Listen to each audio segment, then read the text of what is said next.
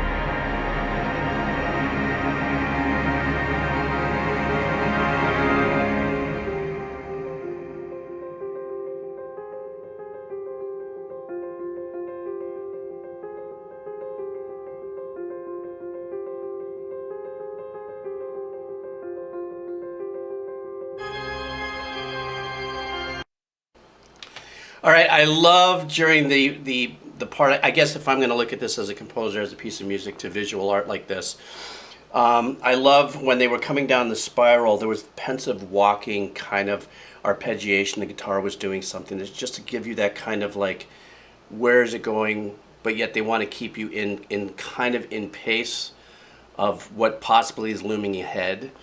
And then that composition changes around, and then when there's that reveal of when they kind of look at each other, at the characters and stuff, and it opens up, into this other, I don't know, universal castle thingy going on here. I really loved that reveal change, and it spoke well with at least the way the two characters kind of look at each other, kind of acknowledging that they're either there. But it just, this last couple of minutes was that pensive long walk, kind of that search kind of vibe. And there was kind of metal scrapes and those kind of soundscapes and stuff in the background that I really enjoyed on this. And this is a unique experience for me because in the sense that whenever I've done work of this nature, there's either narration or there's dialogue, or if there's no dialogue and if it's just scene, then there's, obviously background sounds. It could be, footsteps or anything. So the fact that this is pure visual, without any narrative, without any whatsoever, and music. It's very rich, very delicate, and the ambience of it is wonderful, and the composition very nice, and it keeps you kind of at this kind of anticipation kind of vibe here. So I'll go back a little bit here. I noticed that there was like a big spooky church organ happening here, so stand by.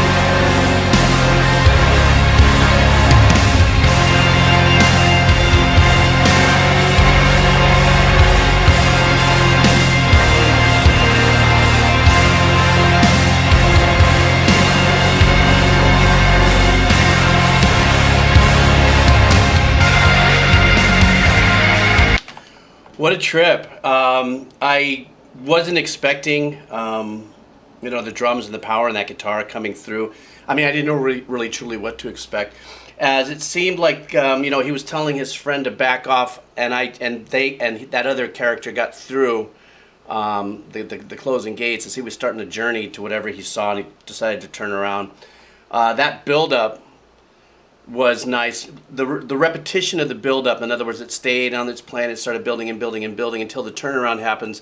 Then the drums come in, and one thing that I noticed immediately was the unique thing about the drums, now my engineering mind kind of kicked in, was the fact that it seemed like there was 2 snares that were being used. Whatever it is that he was playing, a couple times he hit the, maybe his principal snare, and I noticed now the drummers have sometimes 2 snares tuned differently and so on, and then hit another one, and that snare was kind of off a little bit to the right. So it was just an engineering thing.